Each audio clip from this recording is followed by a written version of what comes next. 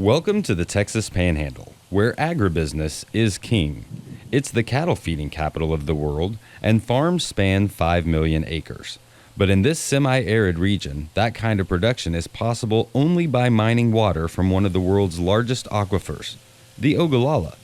As a result, 90% of the water used here goes not for drinking, but to irrigate crops.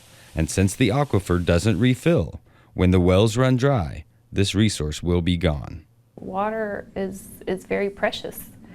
You know, it's what sustains life. We have to have water in all aspects of our daily life. And so, you know, that's what makes it so difficult to, as an economist, to put a value on that water. But essentially, you know, the value of water is what value you get from using that water. And that's the best measure that we have at this time. Each year, farmers and cattle operators here on the High Plains deliver a total of $4.5 billion into the economy. Among them, Bob Zimmer, who farms about 5,000 acres in the northern Texas Panhandle. He irrigates his crops by pulling water from the Ogallala Aquifer. But he wears another hat. He's also president of the North Plains Water Conservation District. In that role, he's charged with balancing two practices that would seem to be at odds with one another: conserving the aquifer and drawing on it. Which is a pretty huge challenge, because you've got the local producer who wants to say, let me pump all I can. It's economically viable with $8 corn a year ago. I need to drill more wells, I need to grow more acres, you need to let me have more water. To heck with tomorrow, some, not all, but some. And then on the other side of it, you've got the municipalities and all the other people saying, well, are you looking out for me or the guy that's got native grass or CRP or dryland? Are you looking out for my water under there that I'm not producing? Many in agribusiness have been mining the Ogallala since the early 50s, literally feeding much of the world by drawing down this finite resource which was created millions of years ago as the Ice Age melted. We're in communities that depend on agriculture. So that irrigation water is essentially a catalyst for our prosperity and wealth.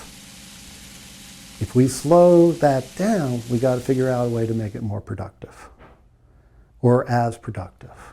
It's also how we manage that water in time and space. You know, there come a day where you may not run that irrigation system all the way around 360. One summer you'll irrigate one half, irrigate the other half.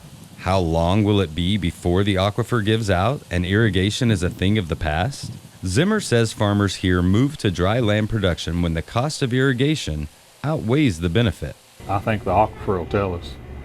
It'll get to the point it's not economically viable to produce it the larger volume that you would need to irrigate with, but you'll always be able to produce that small volume, probably that you need to drink for a well.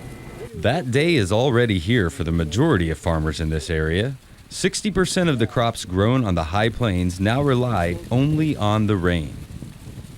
In so much of the area where the Ogallala is, there has been significant depletion, and people see it. Most of the people in this area, when they first drilled wells before 1960, their well yields were 800 to 1,000 gallons per minute. Now most of the wells that are still functioning for irrigation in this area are around 150 to 300. Farmers know that. They see that, they feel it.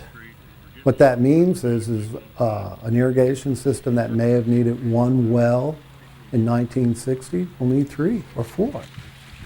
Agriculture's responsibility right now is very simply to, I believe the rest of the state is looking here to us to give them answers, because we not only have the right to use the water, but we also have the responsibility to be conservative, and we have the responsibility to only take a fair share.